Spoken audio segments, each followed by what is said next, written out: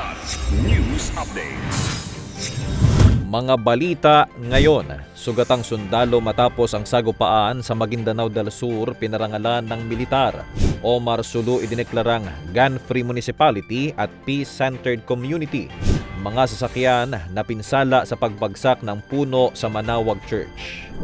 Ako po si Cesar Soriano para ihatid ang nangungunang mga balita sa buong kapuluan ngayon.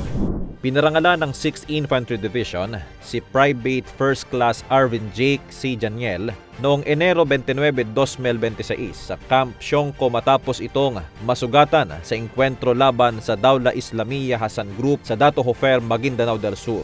Sa operasyon noong Enero 27, dalawang sundalo ang nasawi, sina Corporal Ryan June Bagul, isang Scout Ranger na taga-poblasyon President Quirino Sultan Kudarat, at Corporal Juni Mangalay Jr., residente ng Tupi, South Cotabato at miyembro ng 90th Infantry Battalion, nang makasagupa ng tropa ang mga terorista sa sitio Bagurot, Barangay Tawian Mother.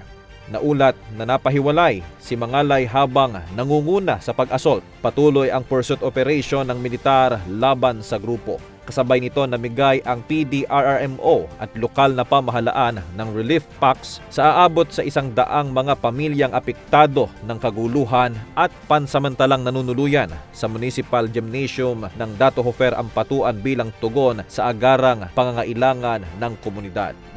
Opisyal nang idiniklara ang bayan ng Omar sa lalawigan ng Sulu bilang isang gun-free municipality at peace-centered community noong Enero 29, 2026 matapos ang inisyatiba ng 11th Infantry Alakdan Division at 101st Infantry Saharitra Battalion, lokal na pamahalaan ng Omar at Sulu Police Provincial Office. Isinagawa ang deklarasyon sa Municipal Covered Court ng Barangay Lahing-Lahing at pinagtibay sa pamamagitan ng isang municipal resolution na naglalayong palakasin ang kapayapaan at kaligtasan ng mamamayan. Dumalo sa aktibidad ang mga opisyal ng militar, lokal na pamahalaan, relihiyosong leader at mga peace partner.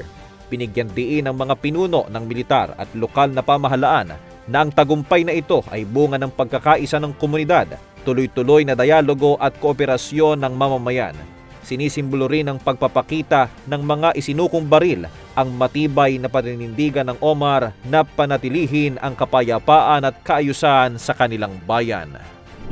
Isang sasakyan ang nasira matapos bumagsak ang isang malaking puno ng akasya sa loob ng compound ng Our Lady of Manawag Minor Basilica sa bayan ng Manawag, Pangasinan noong hapon ng Enero 29, 2026. Ayon sa paunang ulat, isang commuter van at isang bagong SUV ang labis na napinsala habang dalawa pang SUV ang nagtamo ng minor na pinsala. Nakaparada ang mga sasakyan sa itinalagang lugar para sa blessings nang biglang bumagsak ang puno malapit sa Gate 5 bandang alas 5 ng hapon.